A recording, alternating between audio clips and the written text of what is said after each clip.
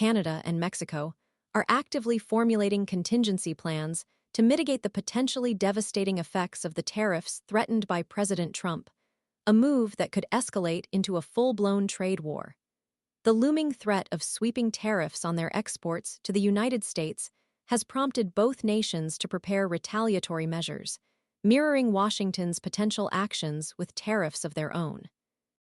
This escalating tension significantly increases the likelihood of a damaging trade war, a scenario that has already sparked widespread concerns among businesses within the U.S. and internationally. The potential for widespread economic disruption is palpable, casting a long shadow over global commerce. Trump's consistent campaign promises centered on leveraging tariffs to revitalize the U.S. economy, a strategy that directly contradicts the warnings of numerous economies. These experts caution that imposing higher duties on imported goods is likely to exacerbate inflation rather than achieving the rapid price reductions Trump has repeatedly promised.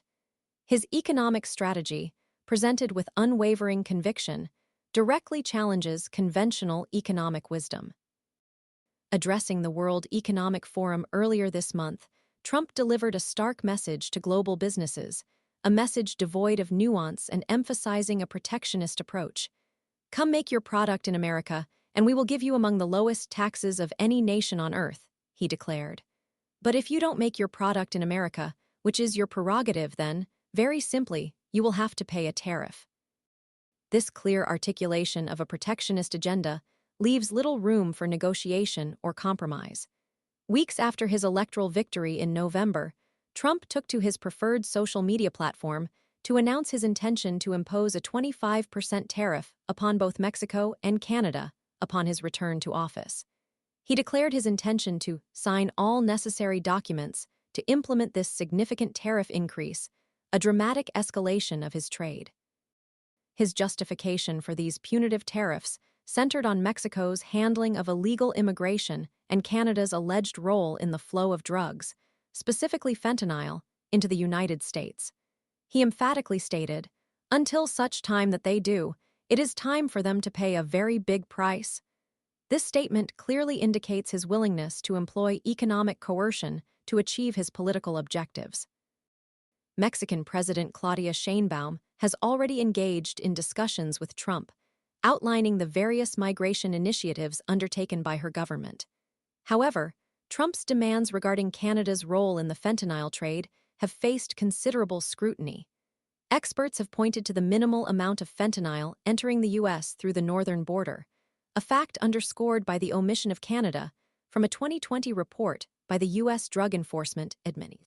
Despite this lack of evidence, Trump remains unwavering in his assertions, claiming that his administration will generate hundreds of billions of dollars and even trillions of dollars through tariffs, a claim that lacks substantial supporting evidence.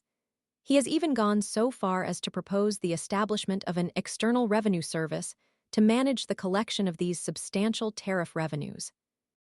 This aggressive approach to trade policy was foreshadowed less than a week after his inauguration, when the White House threatened Colombia with tariffs and sanctions for refusing to accept military flights carrying deportees.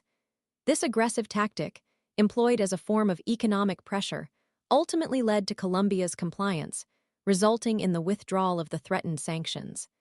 The situation serves as a stark reminder of the potential consequences of resisting Trump's trade demands. In Canada, government ministers have expressed cautious optimism regarding the possibility of a resolution by Saturday. David McGuinty, the public safety minister, voiced his hope for a positive outcome, stating, "I remain hopeful we're going to be able to solve this. We've been doing it for 150 years together," adding, "I don't see why we can't do it now." His words reflect a desire for continued cooperation despite the looming threat of a trade war. This optimistic outlook stands in contrast to the potential for significant economic disruption should negotiations fail to yield a satisfactory resolution.